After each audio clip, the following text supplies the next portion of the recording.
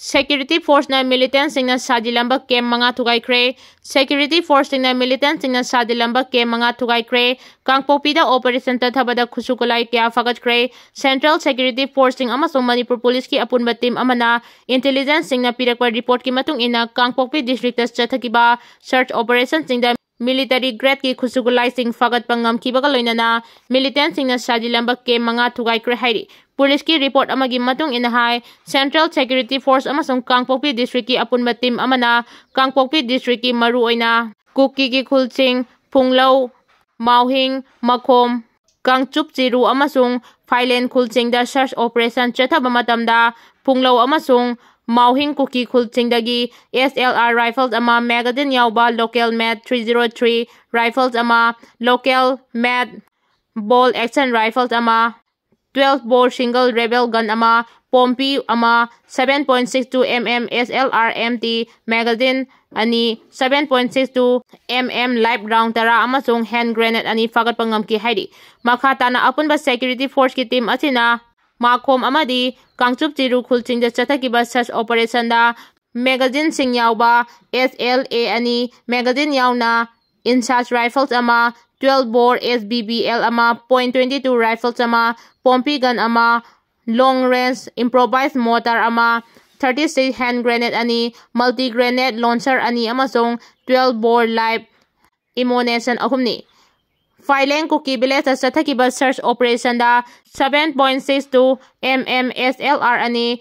9 mm carbine magazine ama local made gun ama 7.62 mm SLR magazine ani amasong 9 mm carbine magazine ama fagat pangamki Combined Security Force na hariba Kuki khul mga asida militant sing na sadilamba camp sing chu thugai duna mangan takhan ki haidi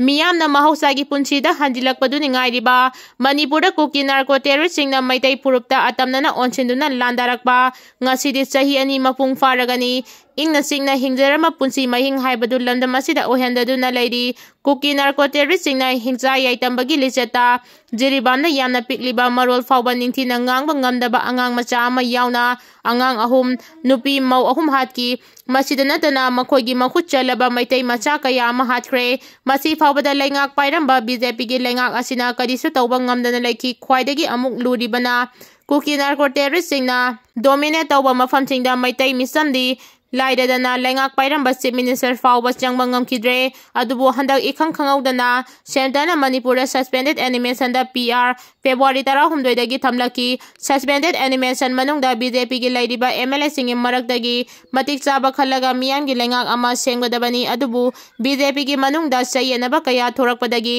hauji fawba lusingba ama khanba ngamdana adumak PR chalaiduna lairi PR lengak asigi manungda governor na ching amasung tampaki khulai paiba singdagi khulai lakhotpagi thabak chathari governor na paikhalagriba khongthang asida Kuki phurupti makhoigi demand fangrabadi khulai thadokloi haiba amasu lairiba mawong asidadi ahanba maktada Kuki terrorist singna pariba khulai sing loina lakhotba mathau tarakli khulai paidraba matamda lebak thugaiba yaroi haibadu Kuki narco terrorist singda ningthina khanganba ama changi makhoibu ningthina khanganduna laksenaba honaba haibasi center lengaki honafam thokba tawfam thokba amani haina logani maduda da mahausagi ingtapal lebak ama ohenba haibasi soidanamaki lakpa yabagi asowa thajaba lei Tuibong da Kuki singna separate administration fanglabagum tawribasi akanma midyang changhoba phagani haina social media da post oina thaganaragli Lanjen aduna lairiba singna masagi mayumda hanjalalu haiduna pakchana wakat mifam chathakre kumda lisingani kulhumdoi gi me humdagi thorakiba Kuki landa iramdamda mission oiduna relief camp singda lairiba IDP singna pakchana wakat mifam phamduna khongjang tangsinkre Peace Committee Kanglaipak Manipurna sinduna Manipur gi mafam kaya da hangliba relief camp singda pangthokiba wakat mifam gi saruk ama oina Bishnupur district ki oina su mafam kaya da wakat mifam phamduna khongjang tangsinkre ngasi me ahumda chahi ani mapung phaga dawraba asi fawbada India lengangna thawoi wawoidana lairiba asi IDP singna pendabagi wafam kaya fongduragli ngasi phangkiba wakan mifam aduda aikhoi isai sai yumda hanjilhalu PR thambagi kanaba karino karigi IDP singbu miraibano isagi lamda mission ohenbiganu haina thaba play card ching chijinaduna saruk yakiba nupi aman hai Prime Minister Narendra Modi na aikoi bu nungsibiyu aikoi isa yumda hanjil handuna leiba yahanbiyu haidi. Peace Committee Kanglaipak Manipur na sinduna Right Resource Station Khangabokta hangdokliba relief camp Lamding Higher Secondary School amadi Wangding Kodong Pokpida hangdokliba relief camp ta leidiba IDP singna tongan ba wahai thaba play card sing paiduna kholau kaya lauki. Wakat mifamda sarug yakibi nupi singna haikibada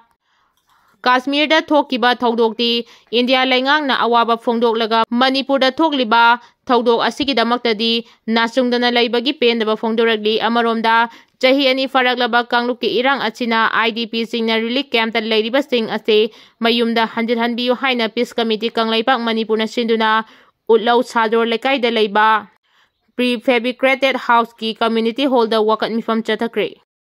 Aramai tengol ki PRO Robin Manglan khwarapanda ge de lakochege miyam na nakoi bu asum kaubagum tarok labasu aikhoina di kaidonung da kaub laite aramai tengol gi laikhidraba athoba kun mathoge yumda numit nini changna yamna wana chachaduna yaifa thawni nijarubani amadi angama mateng tawjarubani lana sida laikhidraba atopa state amadi central forces ki personal thing Isilinaus tengi manakta di loina sat pangam dakidre warauganuko nakoi busu thamoi da se na latuna thamjari haina arambai tengol gi PRO Robin Manglan khwarpangi Facebook post da phongdoragi Manipur irang chahi ani mapung pharakpa iroinana Manipur kanaba achetpa phirep lauminarasi haina amuko na phongdoragli hayeng me ahum Manipur gi irang asina chahi ani chapchana surakpage iroinana revisiting May 3 2023 gi saruk amani khanduna yamna kupna khanan nainaduna iraipak Manipur kanaba achetpa phirep lauminarasi haina All Manipur United Club Organization amuko na miyamda appeal tawragli amuko gi Secretary General Pratap Laisang Temna thadorokpa chirol amana hai Kukizo gi terrorist singna Manipur thugainaba honarakiba violence yawba chathirba numit ama oina Revisiting Day May 3 2023 haina mamang chahi lising ani kunmari ga miyangi mifam ama Kwagaitel Akham Laikai Community Hall da pangthuktuna Manipur thugainaba honariba singi lalong amadi madugi marumda leiriba mayam khanan nainaduna Manipur kanabagi damakta Jason Tharang Ching Lauduna amadi matamatangi phibam ching thengnaminanaba achetpa phirep lauki amadi Manipur thugainaba makhal makha kayagi pambai sidinaduna Kukizo gi terrorist singna honarakiba adu miyamna thengnaduna lakli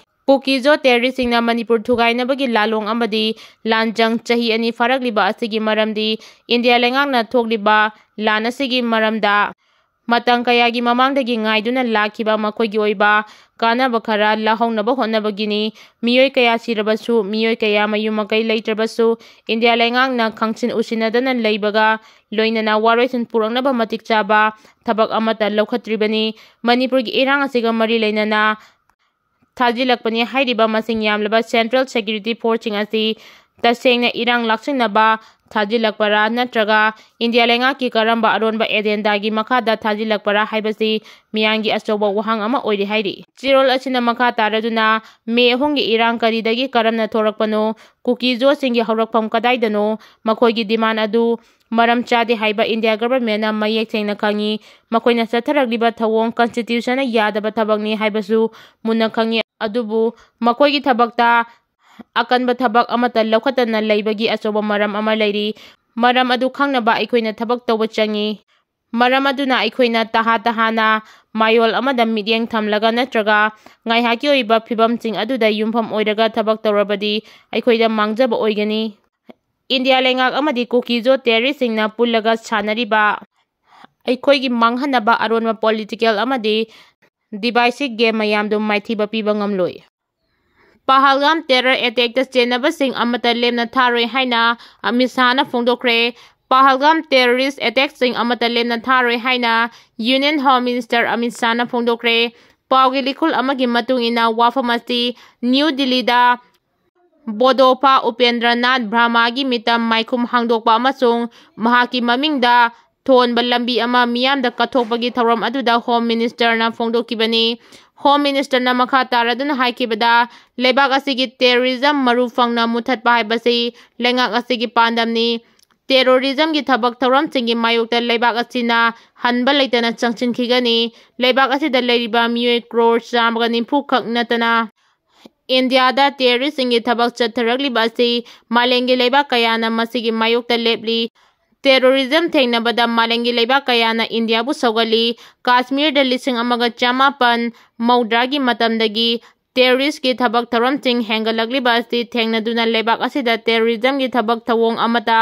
leihanda bahaiba lenga ki phireb adu ahongba leite haina Home Minister na makha taki